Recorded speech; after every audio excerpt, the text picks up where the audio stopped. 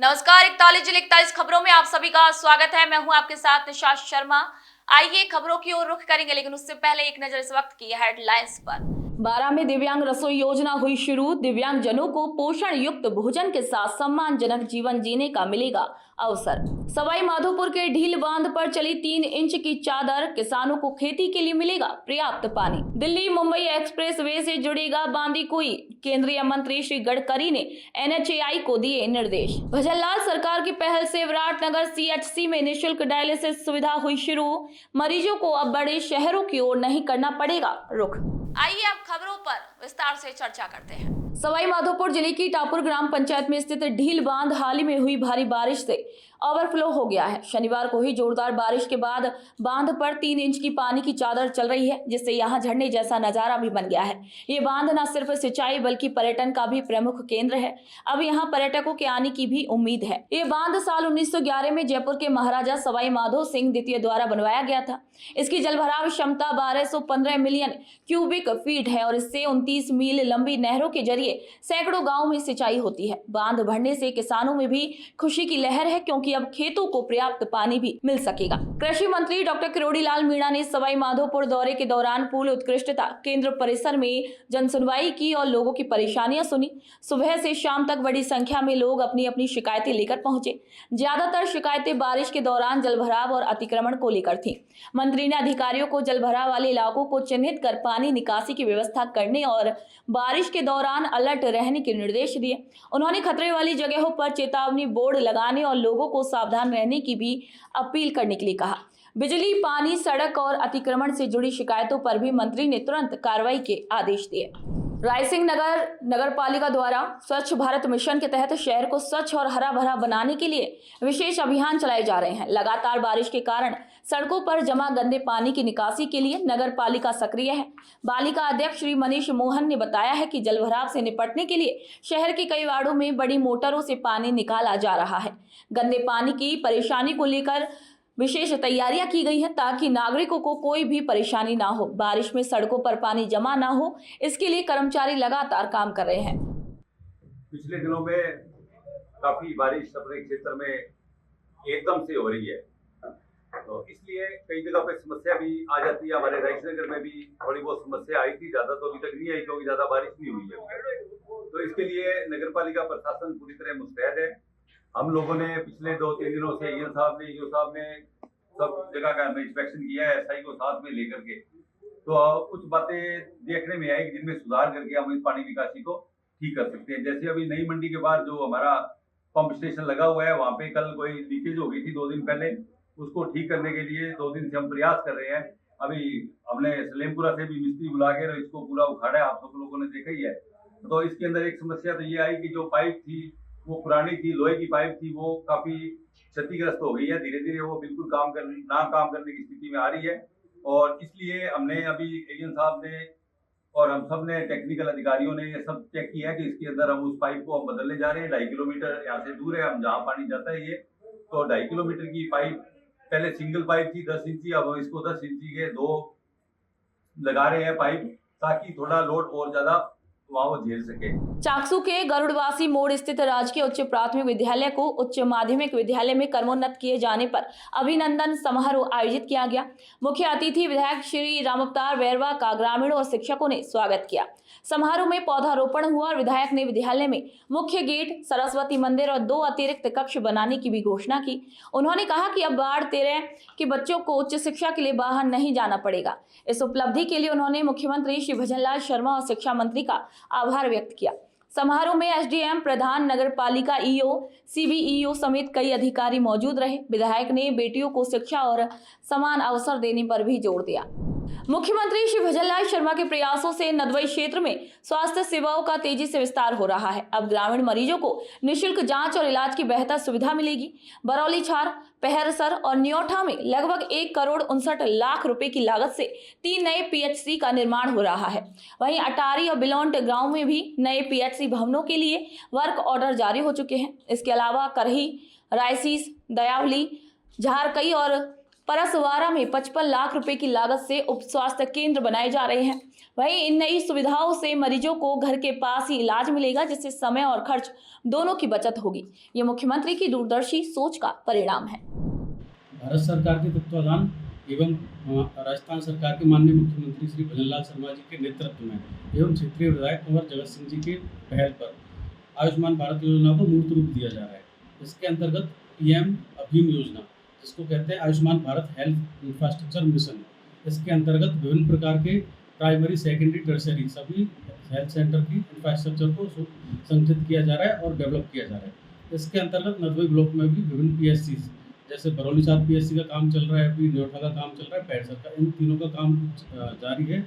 इसके अलावा अटारी और बीलोट का काम स्टार्ट होने वाला है। इनके वर्क ऑर्डर जारी हो चुके हैं। प्रत्येक पीएससी के लिए 1,59,00,000 रुपये का बजट जारी किया गया है। इसी प्रकार से ब्लॉक में विभिन्न सब हेल्थ सेंटर, जिसमें कि करईस, रायसीस, दयावली, झारखंड और परसवाड़ा सब हेल्थ सेंटर हैं, इनका भी निर्माण कार्य जारी है, जिनकी लागत लगभग 55 लाख रुपये आनी है। इसके लिए माननीय मुख्यमंत्री भजनलाल जी शर्मा के नेतृत्व में जो जन आकांक्षाओं को और जन स्वास्थ्य को ध्यान में रखते हुए जो योजनाएं चलाई जा रही हैं, उनको मूर्त रूप देने के लिए हम प्रतिबद्ध और कटिबद्ध हैं। भरतपुर में एसीबी ने बड़ी कार्रवाई करते हुए राजस्थान विद्युत प्रसारण निगम के अधिशासी अभियंता अवनीश सोनी को रिश्वत लेते हुए रंगे हाथों पकड़ा है। आरोपी ने एक फर्म का बिल पास करने के बदले 36,000 रुपए की रिश्वत मांगी थी।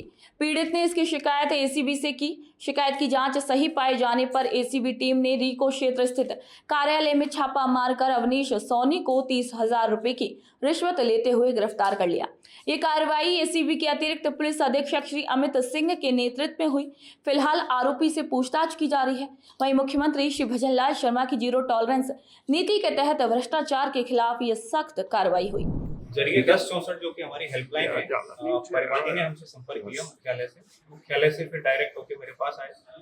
तो परिवादी ने एक शिकायत पेश करी कि यहाँ जो एक्सियन सिविल राजस्थान राज्य विद्युत प्रसारण निगम जो गवर्नमेंट ऑफ राजस्थान के पीएसयू है, तो उनके अधिशासी अभियंता द्वारा जो परिवादी की जो फर्म है उसके द्वारा जो सिविल के कार्य किए गए हैं, उनका बिल पास करने की एवज में रिश्वत राशि की मांग की जा रही है 15,000, जिस पर मुख्यालय के निर्देशन में सत्यापन करवाया गया। दौरान सत्यापन इन्होंने डिमांड टोटल पूरा हिसाब करके 36,000 इन्होंने कर दी। फिर 30,000 लेने पर ये सहमत हो गए, जिसके एवज में फिर आज हमने ट्रैप कार्रवाई का आयोजन किया है और एक्सियन जो अवनीश सोनी जी हैं उनको ट्रैप किया। राजकीय कन्या महाविद्यालय बयाना ने सत्र 2025-26 के लिए बीए और बीएससी प्रथम वर्ष में प्रवेश हेतु पहली मेरिट और प्रतीक्षा सूची जारी कर दी है। जिन छात्राओं का नाम सूची में है, उन्हें 11 जुलाई तक सभी दस्तावेज कॉलेज में जमा कराने होंगे और ई मित्र पर फीस जमा करानी होगी। समय पर फीस जमा नहीं करने पर प्रवेश रद्द माना जाएगा। वहीं बीए में 100 सीटों पर 392 आवेदन मिले हैं, जिससे कट ऑफ ऊंची गई है, जबकि बीएससी बायोलॉजी में 33 और मैथ्स में 23 आवेदन ही मिले हैं, जिससे इन छात्राओं का प्रवेश तय माना जा रहा है। कॉलेज ने छात्राओं से समय पर प्रक्रिया पूरी करने की भी अपील की है। सवाई माधोपुर जिले के प्रभारी सचिव डॉक्टर देवाशीष पृष्टि की अध्यक्षता में कलेक्ट्रेट सभागार में विभिन्न विभागों की समीक्षा बैठक हुई। उन्होंने अधिकारियों को जनहित के कामों को गंभीरता और तत्परता से समय पर पूरा करने के निर्देश दिए। जलापूर्ति की नियमित जांच, शहरी क्षेत्रों में सफाई, जल निकासी, कचरा प्रबंधन और आवारा पशु नियंत्रण पर विशेष जोर दिया गया। गौरव पथ, पर्यटन सुविधाएं, ड्रेनेज और यातायात व्यवस्था पर भी निर्देश दिए गए। वहीं लठिया नाला को जयपुर की द्रव्यवती नदी की तर्ज पर विकसित करने का सुझाव दिया गया। उन्होंने सभी योजनाओं की समीक्षा कर समयबद्ध कार्रवाई करने के निर्देश दिए। इसी दौरान बैठक में जिला कलेक्टर और अन्य अधिकारी भी मौजूद रहे। जिला कलेक्टर श्री कानाराम की अध्यक्षता में साप्ताहिक समीक्षा बैठक हुई है, जिसमें बिजली, पानी, शिक्षा, चिकित्सा जैसी मूलभूत सुविधाओं की समीक्षा की गई। उन्होंने सीएम हेल्पलाइन पर आई शिकायतों का समय पर समाधान सुनिश्चित करने के भी निर्देश दिए। बारिश के मौसम को देखते हुए जल भराव रोकने, सड़कों की मरम्मत और चेतावनी बोर्ड लगाने के आदेश दिए। टीबी उन्मूलन पर जोर देते हुए नाट टेस्ट की पूर्ति सुनिश्चित करने के लिए भी कहा। वहीं हरियालो राजस्थान अभियान में पौधारोपण बढ़ाने और उनकी देखरेख पर भी जोर दिया गया। जिला कलेक्टर ने वित्तीय समावेशन अभियान के लिए डोर टू डोर सेवा और शिविर लगाने के भी निर्देश दिए।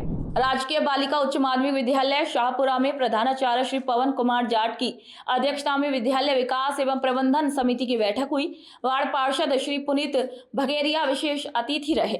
बैठक की शुरुआत बोर्ड परीक्षा में अच्छे परिणाम और नामांकन वृद्धि पर स्टाफ की सराहना से हुई। बैठक में नामांकन बढ़ाने की रणनीति, शैक्षणिक अनुशासन, निर्धन छात्राओं को बैग जूते वितरित करने की योजना और वृक्षारोपण कार्यक्रम जैसे मुद्दों पर चर्चा की गई। वहीं प्रधानाचार्य ने विद्यालय को व्यक्तित्व निर्माण का मंच बताया। ये बैठक विद्यालय के विकास में प्रशासन, स्टाफ और समाज के सहयोग का प्रेरक उदाहरण बनी। विद्यालय में एसडीएमसी और एसएमसी के सदस्यों की बैठक का आयोजन किया गया, जिसमें आने वाले सत्र के लिए विभिन्न योजनाएं, रूपरेखा व परीक्षा परिणाम मूल्यांकन के लिए, साथ ही भामाशाहों को तैयार कर अन्य कोई काम कराने के लिए इस मीटिंग का आयोजन किया गया था।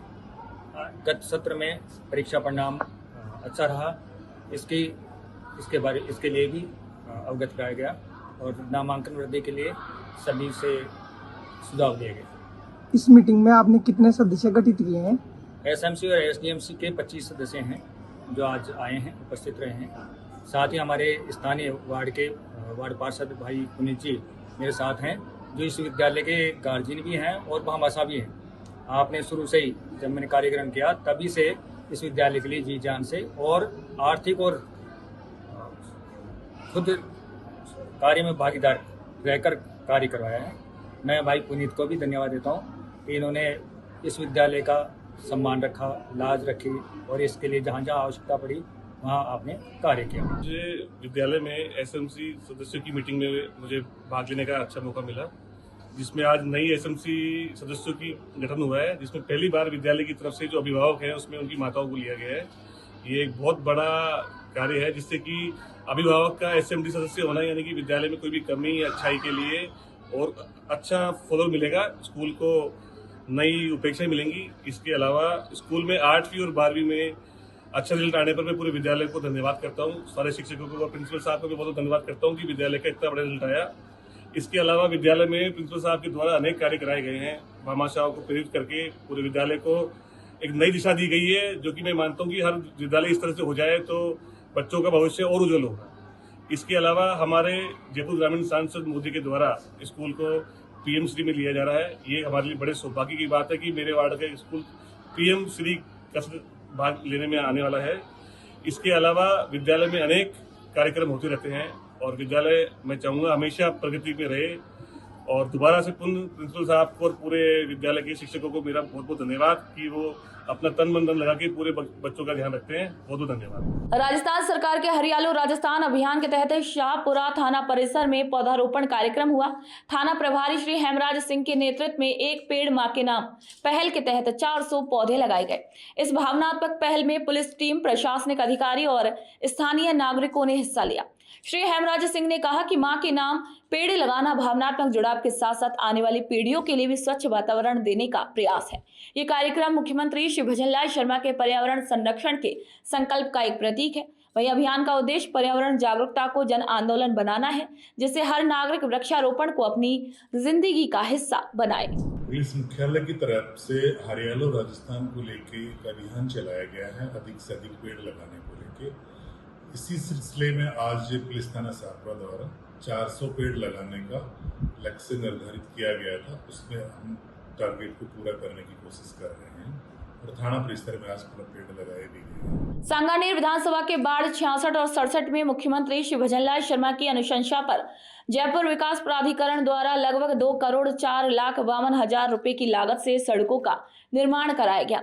कमला नेहरू नगर के आसपास की कनक विहार, पंचवटी कॉलोनी, नेहरू नगर और नेहरू नगर विस्तार में करीब 8 किलोमीटर लंबाई की सड़कें बनी। जेडीए जोन 7 के अधिशासी अभियंता श्री निशांत खंडेलवाल के मुताबिक चारों कॉलोनियों में अलग अलग हिस्सों में सीसी सड़कों का भी निर्माण किया गया। हमारे माननीय मुख्यमंत्री राजस्थान सरकार द्वारा जो है हमारे वार्ड 67, 66 के अंदर सड़कों के निर्माण कार्य के लिए कहा गया था। उसके अंतर्गत हमने कनक विहार, पंचवटी कॉलोनी, नेहरू नगर और जैन विहार के अंदर स्वीकृति लेकर के कार्य किए गए थे, जिसके अंदर हमने कनक विहार के अंदर लगभग 50 लाख की लागत से 2 किलोमीटर की सड़कें बनाई। पंचवटी कॉलोनी के अंदर लगभग 70 लाख के लागत से लगभग 2.7 किलोमीटर की सड़कें बनाई। इसी प्रकार नेहरू नगर के अंदर भी हमने लगभग 80 लाख की लागत से लगभग 3 किलोमीटर की सड़कें बनाई। और इसी के समीप स्थित जैन विहार कॉलोनी के अंदर भी हमने लगभग 20 लाख की लागत से, जहाँ पर कि बीसलपुर की लाइन डालने के कारण रोड कट हुआ था, उन सड़कों के निर्माण के लगभग 600 मीटर में उन सड़कों का भी निर्माण किया गया, जिससे यहाँ के स्थानीय निवासियों को बहुत राहत मिली है। पंचवटी कॉलोनी में अपन खड़े हैं इस वक्त। पंचवटी कॉलोनी में रोडें इतनी ख़राब थी, लोगों का आवागमन बिल्कुल ख़राब था। यहाँ से कई कॉलोनियाँ जुड़ी है, कनक विहार मेन रोड जुड़ी हुई है, जैन विहार जुड़ी हुई है, उमा कॉलोनी जुड़ी हुई है, कमला नेहरू नगर जुड़ी हुई है। और लोग बाग इधर से आने में कतराते थे, क्योंकि इस रोड को सकड़ी होने के बावजूद पानी इतना भरा हुआ था जिससे पब्लिक परेशान थी। फिर धीरे धीरे भजनलाल जी के मुख्यमंत्री साहब के पास बात पहुँचाई गई, उन्होंने इस पर अमल किया और तुरंत अधिकारियों को निर्देश देकर इस रोड का निर्माण करवाया।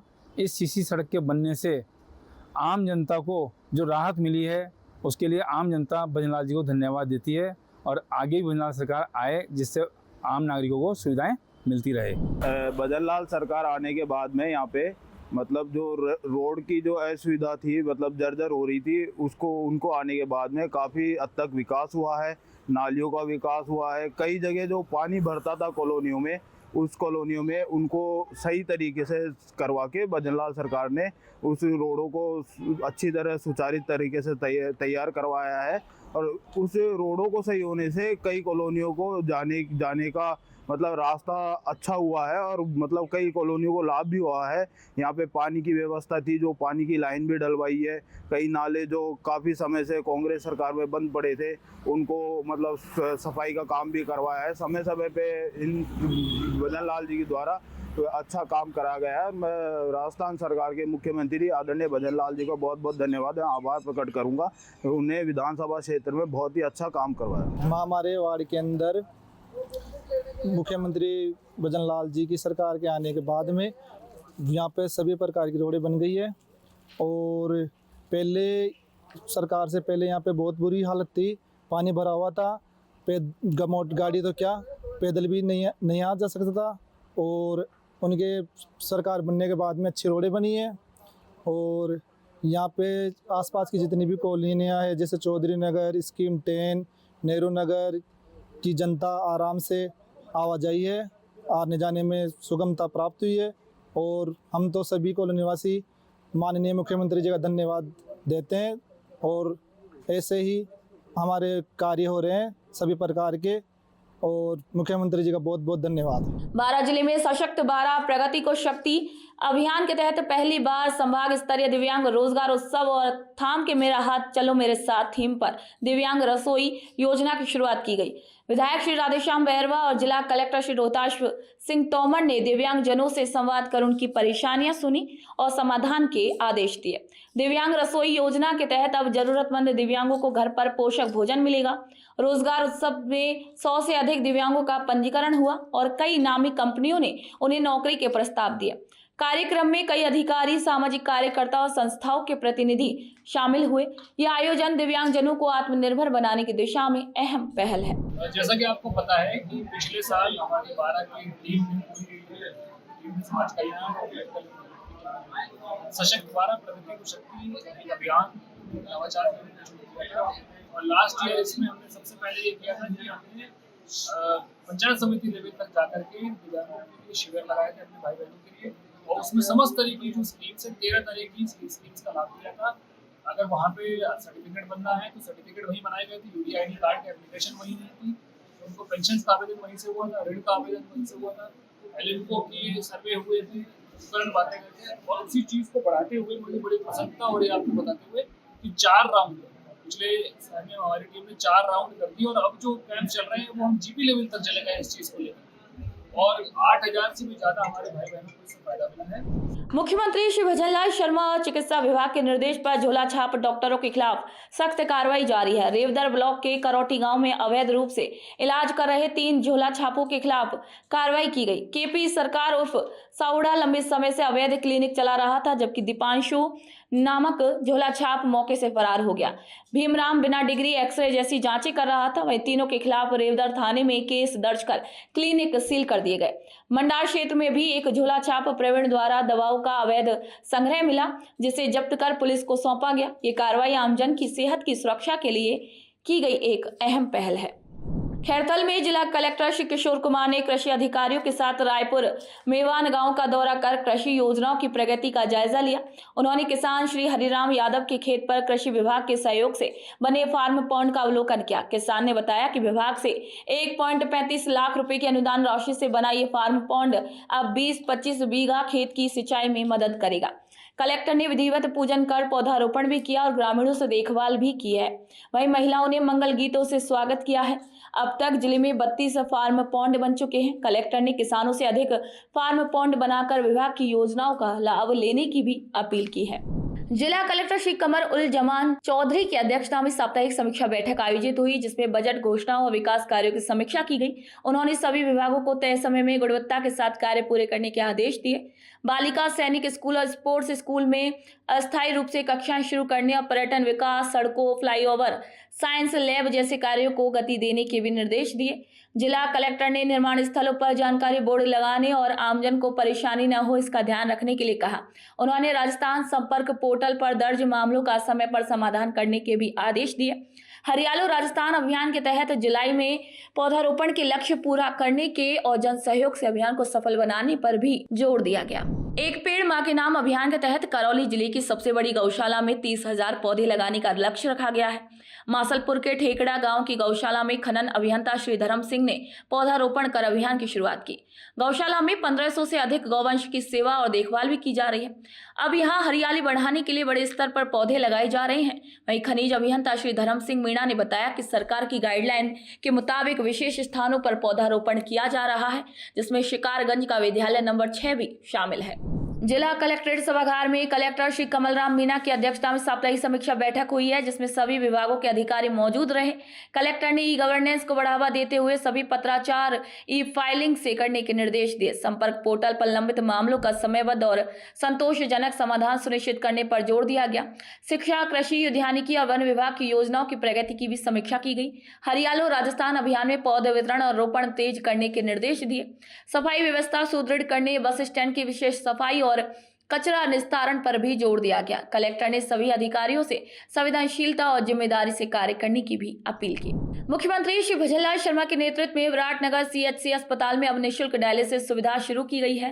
पहले ये सुविधा सिर्फ जयपुर या निजी अस्पतालों में मिलती थी, जिससे गरीब मरीजों को खर्च और परेशानी झेलनी पड़ती थी। अब स्थानीय स्तर पर ही ये इलाज निःशुल्क मिलेगा, जिससे समय और पैसे दोनों की बचत होगी। एक मरीज को पहले हर महीने 2 से 3 हजार रुपए खर्च करने पड़ते थे। वहीं अस्पताल में प्रशिक्षित तकनीकी स्टाफ भी तैनात किया गया है। CMHO डॉक्टर चेतन देव सैनी ने बताया कि अस्पताल को उच्च स्तरीय स्वास्थ्य केंद्र बनाया जा रहा है। ये पहल ग्रामीण क्षेत्र में स्वास्थ्य सेवाओं को सशक्त बनाने की दिशा में बड़ा कदम है।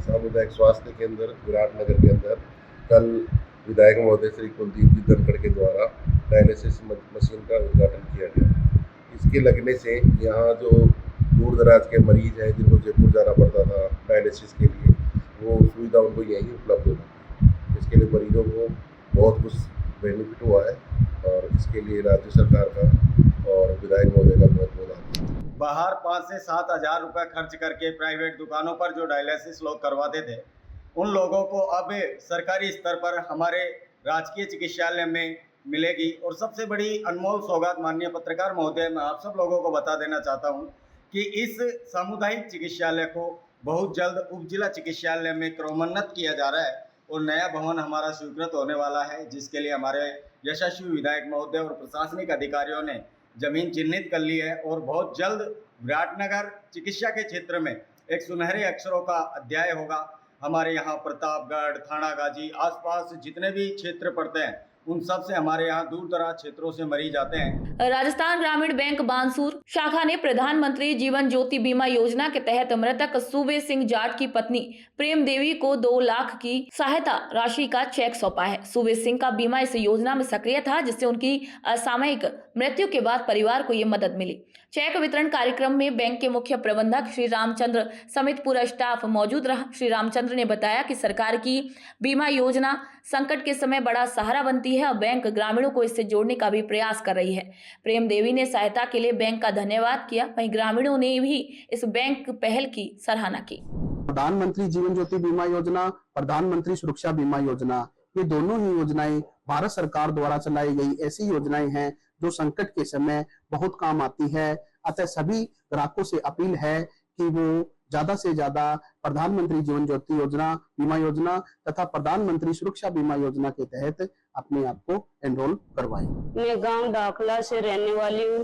मेरे पति की मौत रोड दुर्घटना में हो गई है। उसने मेरे शाखा मुझे 2 लाख रुपए का क्लेम दिवाया है। मैनेजर साहब जी, महेंद्र साहब जी की सहायता से मुझे 2 लाख रुपए का ये क्लेम मिला है। मैं उसको धन्यवाद करती हूँ। मुख्यमंत्री श्री भजनलाल शर्मा के निर्देशन में टोंक जिले में चल रहे विकास कार्यों का कलेक्टर कल्पना अग्रवाल ने निरीक्षण किया। उन्होंने बनास नदी पर बन रहे गहलोद हाई लेवल ब्रिज का जायजा लिया और निर्माण कार्य समय पर पूरा करने के आदेश दिए। ये पुल टोंक, पीपलू और मालपुरा को जोड़ेगा और बरसात में रास्ता बंद नहीं होगा। एसआई श्री एचएल मीणा ने बताया कि पुल अगले 1 से 2 महीनों में बनकर तैयार हो जाएगा। पुल बनने से 250 से अधिक गांवों को लाभ मिलेगा। वहीं कलेक्टर ने सादत अस्पताल के पास मेडिकल कॉलेज के तहत नए अस्पताल भवन के कार्यों का भी निरीक्षण किया और आरएसआरडीसी अधिकारियों से जानकारी ली। राजसमंद जिले के नाथद्वारा से विधायक श्री विश्वराज सिंह मेवाड़ ने फौज मोहल्ला स्थित काइन हाउस में बेसहारा गायों के लिए बनने वाली नई गौशालाओं का भूमि पूजन किया। इसी मौके पर एसडीएम रक्षा पारिक, पालिका आयुक्त श्री सौरभ कुमार जिंदल और अन्य जनप्रतिनिधि मौजूद रहे। गौशाला प्रभारी श्री राजेंद्र शर्मा ने बताया कि 7,620 स्क्वायर फीट क्षेत्र में करीब 2 करोड़ रुपए की लागत से गौशाला बनाई जा रही है। कार्यक्रम के दौरान विधायक ने गायों और बछड़ों को चारा और दाना भी खिलाया। वहीं उन्होंने वहां काम कर रही महिला सफाई कर्मचारियों की परेशानियां भी सुनी और जल्द समाधान का आश्वासन दिया। ये पहल नगर में गौ संरक्षण और जन सेवा की दिशा में एक अहम कदम है। राजसमंद जिला कलेक्टर श्री अरुण कुमार हसीजा की अध्यक्षता में जल जीवन मिशन की समीक्षा बैठक हुई है। बैठक में जल परियोजनाओं, हैंडपंप मरम्मत और नल कनेक्शन की प्रगति की समीक्षा की गई। कलेक्टर ने सभी लंबित कार्यों को तय समय में गुणवत्तापूर्वक पूरा करने के आदेश दिए। जिले में अब तक 300 गांव में हर घर नल से जल पहुंच चुका है और कवरेज 65% से अधिक हो गई है। भीम, देवगढ़, चंबल और बाघेरी परियोजनाओं पर भी चर्चा हुई। इस बैठक में सभी संबंधित विभागों के अधिकारी भी मौजूद रहे। भूमासर के राजकीय उच्च माध्यमिक विद्यालय में प्रतिभा सम्मान प्रवेशोत्सव और वृक्षारोपण कार्यक्रम आयोजित किया गया। उपखंड अधिकारी श्री रजत चौधरी ने कक्षा 10वीं और 12वीं के प्रतिभाशाली विद्यार्थियों को साफा माला, नगद पुरस्कार और स्मृति चिन्ह देकर सम्मानित किया। साथ ही सत्र 2025-26 के 53 नव प्रवेशित विद्यार्थियों का तिलक लगाकर स्वागत किया। पीईओ श्री तेजाराम भामू ने शिक्षा योजना की जानकारी दी। वहीं उपखंड अधिकारी ने नियमित अभ्यास की प्रेरणा दी और विद्यालय की सफलता की सराहना की। कार्यक्रम में सैकड़ों ग्रामीण जनप्रतिनिधि और विद्यालय स्टाफ भी मौजूद रहा। भारत निर्वाचन आयोग के विशेष सघन पुनरीक्षण अभियान के तहत जायल उपखंड में बीएलओ का 1 दिवसीय प्रशिक्षण आयोजित हुआ। प्रशिक्षण में भाग संख्या 53 से 104 तक के कुल 50 बीएलओ शामिल हुए। उन्हें बीएलओ ऐप, मतदाता सूची अद्यतन प्रक्रिया और आवश्यक दस्तावेजों की जानकारी दी गई। बीएलओ प्रत्येक मतदाता से दस्तावेज लेकर नामावली को अपडेट करेंगे। ये प्रशिक्षण आगामी विधानसभा चुनावों के लिए मतदाता सूची को अधिक सटीक और अद्यतन बनाने की दिशा में भी महत्वपूर्ण कदम है। सिकराई में हुई जोरदार बारिश से माधोसागर बांध लबालब हो गया है, जिसे देखने जिला कलेक्टर स्वयं पहुंचे और बांध की सुरक्षा व्यवस्था की समीक्षा की। उन्होंने अधिकारियों को रिसाव रोकने और चौकसी बनाए रखने के निर्देश दिए। कलेक्टर ने मौके पर पौधारोपण कर पर्यावरण संरक्षण का भी संदेश दिया। साथ ही तेज अंधड़ और बारिश से किसानों और आमजन को हुए नुकसान की गिरदावरी कराने के भी निर्देश दिए ताकि राहत कार्य समय पर पूरा हो सके। राज्य सरकार के निर्देशों के तहत किसी भी प्रकार की लापरवाही नहीं बरतने की भी हिदायत दी गई। महुआ में विशेष गहन पुनरीक्षण अभियान के तहत बूथ लेवल अधिकारियों का 1 दिवसीय प्रशिक्षण आयोजित हुआ। एसडीएम मनीषा रेशम के निर्देशन में निर्वाचन विभाग द्वारा तैयार पीपीटी के माध्यम से बीएलओ को चुनाव संबंधी संवैधानिक प्रावधान फार्म 6 क 7 और 8 की प्रक्रिया और फील्ड सत्यापन के दौरान आने वाली परेशानियों और समाधान की भी जानकारी दी गई। वही प्रशिक्षण का उद्देश्य आगामी निर्वाचन प्रक्रिया को सटीक और पारदर्शी बनाना रहा। बांदीकुई क्षेत्र को अब दिल्ली मुंबई एक्सप्रेसवे और जयपुर बांदीकुई लिंक एक्सप्रेसवे से जोड़ा जाएगा। विधायक श्री भागचंद टांकड़ा ने दिल्ली में केंद्रीय सड़क परिवहन मंत्री श्री नितिन गडकरी से मुलाकात कर श्याम सिंहपुरा और द्वारापुरा को हाईवे से जोड़ने की मांग की है। श्री गडकरी ने मौके पर ही NHAI अधिकारियों को आवश्यक निर्देश दिए। इससे पहले विधायक श्री टांकड़ा मुख्यमंत्री श्री भजनलाल शर्मा और उप मुख्यमंत्री श्रीमती दिया कुमारी से भी मिल चुके हैं। मंत्री श्री नितिन गडकरी ने बांदीकुई को कनेक्टिविटी का पूरा आश्वासन दिया। रामगढ़ कस्बे के पंचायत समिति सभागार में BLO का 1 दिवसीय प्रशिक्षण शुरू हुआ। ये प्रशिक्षण 3 जुलाई से 17 जुलाई तक 5 बैचों में दिया जाएगा, जिसमें करीब 278 BLO और सुपरवाइजर शामिल होंगे। प्रशिक्षण में पुराने और नए BLO को मतदाता सूची पुनरीक्षण और फार्म संख्या 6, 6K, 7 व 8 की जानकारी भी दी जा रही है। वहीं प्रशिक्षण में अनुपस्थित BLO को SDM कार्यालय से कारण बताओ नोटिस भी जारी किया जाएगा। प्रशिक्षण का ऑनलाइन मॉनिटरिंग जिला निर्वाचन कार्यालय द्वारा की जा रही है। भारत निर्वाचन आयोग और मुख्य निर्वाचन अधिकारी महोदय श्रीमान जिला कलेक्टर महोदय के आदेशानुसार BLO का 1 दिवसीय प्रशिक्षण जो अपने रामगढ़ विधानसभा में 5 बैच में आयोजित किया जा रहा है। आज तीसरे बैच की ट्रेनिंग है। प्रतिदिन 50-55 BLO हम बुला रहे हैं और इनको लाइव प्रशिक्षण के माध्यम से इनकी समस्याओं का समाधान किया जा रहा है। इनको आने वाली क्षेत्र में जो समस्या है उनका समाधान किया जा रहा है, कैसे इनको काम करना है, सारी चीजें इनको बताई जा रही है। नगर पालिका ने जन्म, मृत्यु और विवाह प्रमाण पत्रों की प्रक्रिया को आसान बनाते हुए ऑनलाइन और व्हाट्सएप के जरिए डाउनलोड की सुविधा शुरू की है। यह सुविधा पहचान पोर्टल के तहत उपलब्ध है, जिससे आमजन घर बैठे आवेदन कर सकते हैं और स्थिति भी ट्रैक कर सकते हैं। अधिशासी अधिकारी श्री नरसिंह मीणा ने बताया है कि अब लोगों को बार बार कार्यालय नहीं जाना पड़ेगा और दलालों की भूमिका भी इस दौरान खत्म हो गई है। नगर पालिका ने हेल्प डेस्क भी शुरू की है ताकि डिजिटल प्रक्रिया से अनजान लोगों को मदद मिल सके। ये पहल मुख्यमंत्री श्री भजनलाल शर्मा की मंशा के अनुसार है और डिजिटल इंडिया की दिशा में एक बड़ा कदम भी माना जा रहा है। सरकार ने जो ये सेवाएं हैं, जन्म है, मृत्यु है, विवाह पंजीयन है, इन सब सेवाओं को ऑनलाइन किया है, जिससे कि व्यक्ति ऑनलाइन सेवाओं के माध्यम से अपनी घर बैठे इन चीज़ों को बनवा सके। ऑफिस में आने की लोगों को आवश्यकता नहीं रहेगी, वहीं से इनका पैसा जमा हो जाएगा। ई मित्र के माध्यम से या घर बैठे करके अपनी SSID के माध्यम से आवेदन करें और घर बैठे ये जन्म मृत्यु प्रमाण पत्र है ये सभी घर पे प्राप्त कर सकते हैं। तो ये सरलीकरण एक इस सेवा का किया गया है ताकि लोगों को घर बैठे सुविधाएं प्राप्त हो सके। मंडावा कस्बे में हरियालो राजस्थान महोत्सव के तहत आयुष विभाग द्वारा पौधारोपण अभियान शुरू किया गया।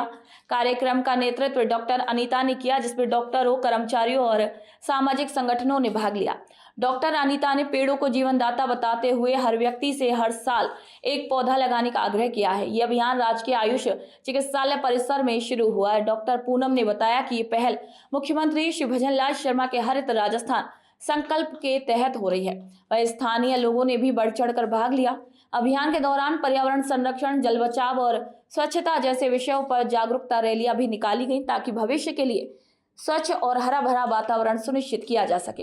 हरियालो राजस्थान वृक्षारोपण अभियान के अंतर्गत यहाँ हमने खूब सारे पेड़ लगाए, औषधीय प्लांट लगाए और सभी स्टाफ को एक एक पेड़ लगाने के लिए उत्साहित किया, जो हमारी प्रकृति के लिए अति आवश्यक है, आज के एनवायरनमेंट के लिए बहुत ज़रूरी है। हरियालो राजस्थान अभियान के तहत आयुर्वेद विभाग झुंझुनू को 3000 पौधों का रोपण करने का प्रस्ताव मिला है, जिसमें आज राजकीय ब्लॉक आयुष चिकित्सालय मंडावा में प्रत्येक कर्मचारी के द्वारा 9 पौधे लगाए गए हैं और इसी से हम थोड़ा आगे जनता में भी ये संदेश देना चाहते हैं कि हर कर्मचारी या हर जन जो है वो वृक्षारोपण करे अधिकाधिक, जिससे आगे जाकर और अपनी जो धरती है उस पे जो प्रदूषण है उसका भार न पड़े। राजस्थान सरकार के द्वारा चलाए गए हरियालो राजस्थान अभियान के तहत आयुर्वेद विभाग झुंझुनू को 3000 पौधों का वृक्षारोपण करने का जो आदेश मिला है, उसके तहत हमने आज राजकीय ब्लॉक आयुष चिकित्सालय मंडावा में 9 पौधे प्रत्येक कर्मचारी द्वारा लगाए गए हैं और इससे हम आगे भी ये संदेश देना चाहते हैं कि सभी जो जन हैं वो वृक्षारोपण करें एवं वातावरण का ध्यान रखें। डीडवाना जिले के नवा आबकारी दल ने मुख्यमंत्री श्री भजनलाल शर्मा की अपराध मुक्त राजस्थान की मंशा के तहत बड़ी कार्रवाई की है। टोडास गांव में एक रिहायशी मकान में चल रही अवैध नकली शराब फैक्ट्री पर छापा मारकर मुकेश जाट को गिरफ्तार किया गया, जबकि एक आरोपी बलदेव फरार हो गया। मौके से 1800 नकली शराब पवे, 200 लीटर स्प्रिट मशीन, ढक्कन और अन्य सामग्री भी जब्त की गई। जिला आबकारी अधिकारी श्री दाना राम के निर्देशन में ये कार्रवाई की गई। इससे पहले भी लीचाना गांव में बड़ी मात्रा में स्प्रिट और नकली शराब जब्त की गई थी। वहीं पेट्रोलिंग ऑफिसर श्री LR बेड़ा ने बताया कि ऐसी कार्रवाई लगातार जारी रहेंगी ताकि अवैध शराब कारोबार पर रोक लगाई जा सके। हमारे को मुख्य से सूचना मिली कि मुकेश निवासी टोडास और उसका रिश्तेदारी में भाई बलदेव दोनों मिलकर के अपने रियासी मकान में अवैध शराब स्पीड से बनाते हैं। इसकी सूचना आधार पर हमने अपने उस अधिकारी को अवगत करा करके और अलग अलग टीमें गठित करके उसके घर पर पहुंचे तो मुकेश मौके पर शराब बनाता हुआ घर पर मिला। मौके पर हमने 200 लीटर करीब स्पीड मशीन और शराब की पेटियाँ, ढक्कन, लेबल, होलोग्राम जैसे स्पीड से अवैध शराब बनाने की सामग्री को हमने मौके पर जब्त किया है। और शराब में लिप्त मौके पर मिले आरोपी इसको मुकेश को मौके पर गिरफ्तार किया है और बलदेव मौके पर नहीं मिला है। और अन्य और कौन कौन व्यक्ति इसमें शामिल है इसके लिए तफ्तीश जारी है। इस पखवाड़े की हमारी ये दूसरी बड़ी कार्रवाई है। अभी पिछले 15 दिनों के अंदर हमने पहले भी बहुत बड़ी कार्रवाई अवैध शराब की पकड़ी थी और उसमें हमने 6 अभियुक्त तो मौके पर गिरफ्तार किया। तो 41 जिले 41 खबरों में आज के लिए इतना ही। फिर आप सभी से मुलाकात होगी नई खबर नई जानकारियों के साथ। तब तक के लिए नमस्कार।